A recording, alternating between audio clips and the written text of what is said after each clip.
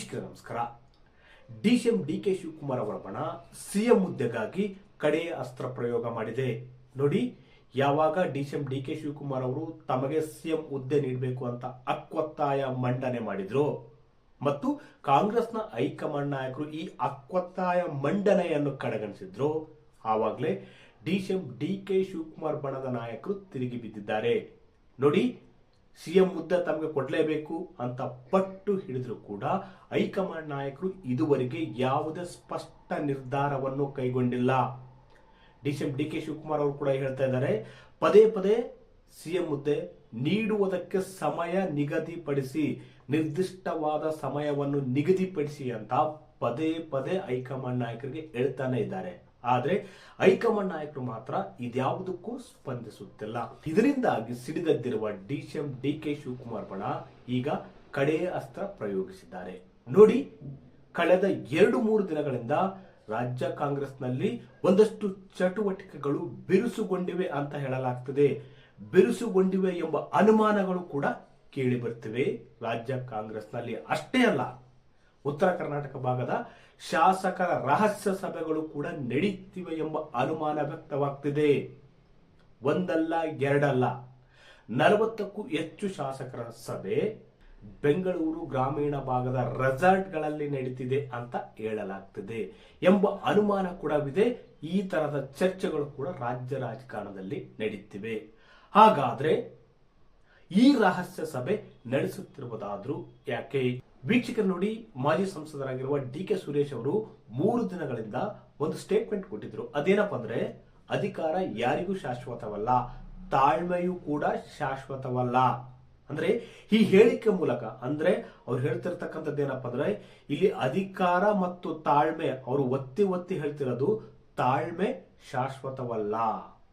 ಅಂದ್ರೆ ನೀವು ಪದೇ ಪದೇ ನಮ್ಮನ್ನು ಕಾಡಿಸಬೇಡಿ, ಅಧಿಕಾರ ಹಂಚಿಕೆ ಸೂತ್ರದಂತೆ ತಮ್ಮ ಸಹೋದರ ಡಿಕೆ ಶಿವಕುಮಾರ್ ಅವರಿಗೆ ಸಿಎಂ ಹುದ್ದೆ ನೀಡಬೇಕು, ನೀವು ನಮ್ಮನ್ನು ಸತಾಯಿಸಬೇಡಿ ಎಂಬ ಅರ್ಥದಲ್ಲಿ ನಮ್ಮ ತಾಳ್ಮೆಗೂ ಮಿತಿ ಇದೆ.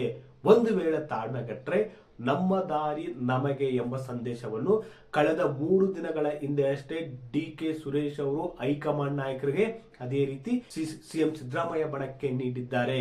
ನೋಡಿ, ಡಿಕೆ ಸುರೇಶ್ ಅವರು ಅವತ್ತು ಸ್ಪಷ್ಟವಾಗಿ ಹೇಳಿದ್ರು, ಅದೇನಪ್ಪ ಅಂದ್ರೆ, ಅಧಿಕಾರ ಯಾರಿಗೂ ಶಾಶ್ವತವಲ್ಲ, ಅದೇ ರೀತಿ ತಾಳ್ಮೆ ಕೂಡ ಶಾಶ್ವತವಲ್ಲ. ಅಂದ್ರೆ ಕಳೆದ 2.5 ವರ್ಷಗಳಿಂದ ನಾವು ತಾಳ್ಮೆ ವಹಿಸಿದ್ದೇವೆ, ಆದ್ರೂ ಕೂಡ ನೀವು ಅಧಿಕಾರ ಹಂಚಿಕೆ ಸೂತ್ರದಂತೆ ಡಿಸಿಎಂ ಡಿಕೆ ಶಿವಕುಮಾರ್ ಅವರಿಗೆ ಸಿಎಂ ಹುದ್ದೆ ನೀಡ್ತಿಲ್ಲ ಎಂಬ ಆಕ್ರೋಶ ಭರಿತವಾದ ಮಾತು ಡಿಕೆ ಸುರೇಶ್ ಅವರು ಹೇಳಿದ್ರು. ಅಷ್ಟೇ ಅಲ್ಲ, ಅಧ್ಯಕ್ಷ ಕೂಡ ಅಧಿಕಾರವನ್ನು ಬಿಟ್ಟು ಕೊಡುವುದಕ್ಕೆ ಮೀನಾಮೇಷ ಎಣಿಸ್ತಾನೆ, ಅಂಥದ್ರಲ್ಲಿ ಸಿಎಂ ಹುದ್ದೆ ಬಿಟ್ಟು ಕೊಡುವುದಕ್ಕೆ ಮೀನಾಮೇಷ ಎಣಿಸಲೇಬೇಕಾಗುತ್ತೆ ಎಂಬ ಅರ್ಥದಲ್ಲಿ ಹೇಳಿಕೆ ಕೊಡುವ ಮೂಲಕ ಸಿಎಂ ಸಿದ್ದರಾಮಯ್ಯನವರಿಗೆ ಒಂದು ಟಾಂಗ್ ಅನ್ನು ಕೂಡ ಕೊಟ್ಟಿದ್ರು. ಆದ್ರೆ ಇತ್ತೀಚಿನ ಬೆಳವಣಿಗೆ ಏನಪ್ಪಾ ಅಂದ್ರೆ, ಡಿಕೆ ಸುರೇಶ್ ಅವರು ಹೇಳಿಕೆ ನೀಡಿದ ಬೆನ್ನಲ್ಲೇ ಒಂದಷ್ಟು ಕಾಂಗ್ರೆಸ್ನಲ್ಲಿ ಚಟುವಟಿಕೆಗಳು ನಡೆಯುತ್ತಿವೆ ಎಂಬ ಚರ್ಚೆ ಕೂಡ ಆಗ್ತಿದೆ. ಅದೇನಪ್ಪ ಅಂದ್ರೆ, ಬೆಂಗಳೂರು ದಕ್ಷಿಣ ಜಿಲ್ಲೆಯ ರೆಸಾರ್ಟ್ಗಳಲ್ಲಿ ಉತ್ತರ ಕರ್ನಾಟಕ ಭಾಗದ 40ಕ್ಕೂ ಹೆಚ್ಚು ಶಾಸಕರ ರಹಸ್ಯ ಸಭೆ ನಡೀತಿದೆ ಅಂತ ಕೂಡ ಹೇಳಲಾಗ್ತದೆ. ನೋಡಿ, ಡಿಕೆ ಸುರೇಶ್ ಅವರು 3 ದಿನಗಳಿಂದ ಅಷ್ಟೇ ಹೇಳಿಕೆ ಕೊಟ್ಟರು. ಏನಪ್ಪ ಅಂದ್ರೆ, ನಮ್ಮ ತಾಳ್ಮೆಯನ್ನು ಪರೀಕ್ಷಿಸಬೇಡಿ, ನೀವು ಹೇಳಿದಂತೆ ಈಗಾಗಲೇ ಕೇಳಿದ್ದೇವೆ, ಇನ್ನು ಮುಂದೆ ನಮಗೆ ಕೇಳುವುದಕ್ಕೆ ಸಾಧ್ಯವಿಲ್ಲ.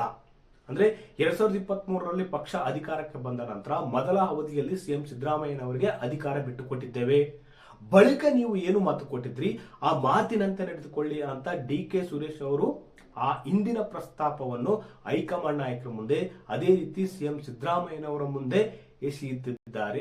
ವೇಳೆ ನಾವು ತಾಳ್ಮೆಗಟ್ರೆ ಯಾವ ದಾರಿ ಬೇಕಾದರೂ ತುಳಿಯಬಹುದು ಎಂಬ ಅರ್ಥದ ಸಂದೇಶವನ್ನು ಕಾಂಗ್ರೆಸ್ನ ಹೈಕಮಾಂಡ್ ನಾಯಕರಿಗೆ ಡಿಕೆ ಸುರೇಶ್ ಅವರು ಕಳಿಸಿದ್ದಾರೆ.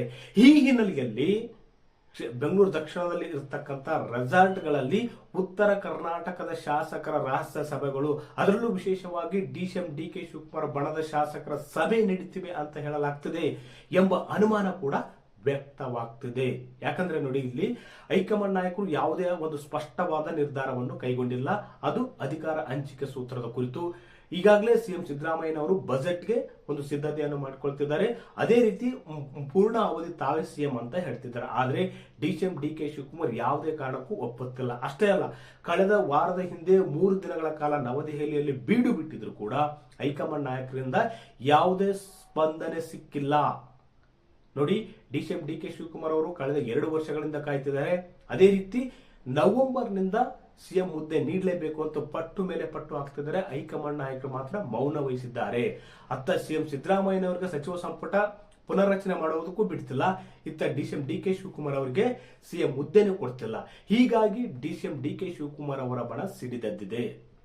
ಇದೇ ರೀತಿ ನೀವು ಸತಾಯಿಸಿದ್ರೆ ನಾವು ಮುಂದಿನ ದಾರಿ ನೋಡಿಕೊಳ್ಳಬೇಕಾಗುತ್ತದೆ ಎಂಬ ಸಂದೇಶವನ್ನು ಕಳಿಸುವ ನಿಟ್ಟಿನಲ್ಲಿ ಡಿ.ಕೆ. ಸುರೇಶ್ ಅವರು ಇಂಥ ಸಂದೇಶ ಕಳಿಸಿದ್ದಾರೆ. ಅಷ್ಟೇ ಅಲ್ಲ, ರೆಸಾರ್ಟ್ ರಾಜಕಾರಣ ನಡೀತಿರುವ ಕುರಿತು ಅನುಮಾನಗಳು ಕೂಡ ಇವೆ. ಇದು ಕೂಡ ಹೈಕಮಾಂಡ್ ನಾಯಕರ ಮೇಲೆ ಒತ್ತಡ ಹೇರುವ ತಂತ್ರದ ಭಾಗವಾಗಿ ರೆಸಾರ್ಟ್ಗಳಲ್ಲಿ ಸಭೆಗಳು ನಡೀತಿವೆ, ರಹಸ್ಯ ಮೀಟಿಂಗ್ಗಳು ಕೂಡ ನಡೀತಿವೆ ಅಂತ ಹೇಳಲಾಗ್ತದೆ. ಇದರಿಂದಾಗಿ ರಾಜ್ಯ ಕಾಂಗ್ರೆಸ್ನಲ್ಲಿ ನಡೀತಿರ್ತಕ್ಕಂಥ ಬೆಳವಣಿಗೆಗಳು ಭಾರಿ ಕುತೂಹಲ ಮೂಡಿಸಿವೆ. ಯಾಕಂದ್ರೆ ನೋಡಿ, ಡಿಸಿಎಂ ಡಿ.ಕೆ. ಶಿವಕುಮಾರ್ ಅವರು ಡಾವೋಸ್ ಅಲ್ಲಿದ್ದಾರೆ. ಅದೇ ರೀತಿ ಅವ್ರು ಹೇಳ್ತಾ ಇದ್ದಾರೆ ಯಾವುದೇ ಶಾಸಕರು ಸಭೆ ನಡೆಸಬಾರ್ದು ಅಂತ. ಆದ್ರೆ ಮತ್ತೊಂದು ಕಡೆ ನಡೀತಿರ್ತಕ್ಕಂಥ ಬೆಳವಣಿಗೆಗಳು ರಾಜ್ಯ ಕಾಂಗ್ರೆಸ್ನಲ್ಲಿ ಕುತೂಹಲ ಹುಟ್ಟಾಕಿವೆ. ಅದೇ ರೀತಿ ಸಿಎಂ ಸಿದ್ದರಾಮಯ್ಯನವರು ಕೂಡ ಯಾವುದೇ ಕಾರಣಕ್ಕೂ ತಾವು ಸಿಎಂ ಹುದ್ದೆಯನ್ನು ಬಿಟ್ಟುಕೊಡುವುದಿಲ್ಲ ಅಂತ ಹೇಳ್ತಿಲ್ಲ. ಆದ್ರೆ ಹೈಕಮಾಂಡ್ ನಾಯಕರು ಏನ್ ಹೇಳ್ತಾರೆ ಅದರಂತ ಕೇಳ್ತೇನೆ ಎಂಬ ಮಾತನ್ನು ಅವರು ಪುನಃ ಉಚ್ಚಾರ ಮಾಡ್ತಾ ಇದ್ದಾರೆ. ಆದ್ರೆ ಹೈಕಮಾಂಡ್ ನಾಯಕರು ಮಾತ್ರ ಯಾವುದೇ ಒಂದು ಸ್ಪಷ್ಟ ನಿರ್ಧಾರವನ್ನು ಕೈಗೊಳ್ಳಲು ಸಾಧ್ಯವಾಗ್ತಿಲ್ಲ. ಯಾಕಂದ್ರೆ ಈ ವರ್ಷದಲ್ಲಿ 5 ರಾಜ್ಯಗಳ ಚುನಾವಣೆ ಇದೆ. ಒಂದು ವೇಳೆ ಸಿಎಂ ಸಿದ್ದರಾಮಯ್ಯನವರನ್ನು ಅಧಿಕಾರದಿಂದ ಕೆಳಗಿಳಿಸಿದ್ರೆ ಅದು ಕೆಟ್ಟ ಸಂದೇಶ ರವಾನೆಯಾಗುತ್ತೆ. ರಾಜ್ಯಗಳ ಚುನಾವಣೆ ಮೇಲೆ ಅದು ಕೆಟ್ಟ ಫಲಿತಾಂಶ ಬೀರುವ ಸಾಧ್ಯತೆ ಹಿನ್ನೆಲೆಯಲ್ಲಿ ಹೈಕಮಾಂಡ್ ನಾಯಕರು ಶೀಘ್ರದಲ್ಲಿ ಯಾವ ನಿರ್ಧಾರ ಕೈಗೊಳ್ಳುತ್ತಿಲ್ಲ. ಆದ್ರೆ ಡಿಸಿಎಂ ಡಿ.ಕೆ. ಶಿವಕುಮಾರ್ ಬಣ ಮಾತ್ರ ಹೈಕಮಾಂಡ್ ನಾಯಕರನ್ನು ಬಿಡ್ತಿಲ್ಲ.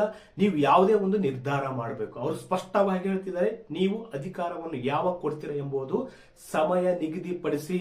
ಫಸ್ಟ್ ಸಮಯ ನಿಗದಿಪಡಿಸಿ. ನೀವು 2.5 ವರ್ಷ ಕೊಡ್ತಿರೋ, ಈಗಾಗಲೇ 2.5 ವರ್ಷ ಕಳೀತು, 3 ವರ್ಷ ಕೊಡ್ತಿರೋ, 3.5 ವರ್ಷ ಕೊಡ್ತಿರೋ, ಅಥವಾ ಚುನಾವಣೆಗೆ ಇನ್ನು 1 ವರ್ಷ ಬಾಕಿ ಇರುವಾಗ ನಮಗೆ ಸಿಎಂ ಹುದ್ದೆ ಬಿಟ್ಟು ಕೊಡ್ತಿರೋ, ನೀವು ಯಾವಾಗ ಕೊಡ್ತೀರಿ ಎಂಬುದನ್ನು ಸಮಯ ನಿಗದಿಪಡಿಸಿ.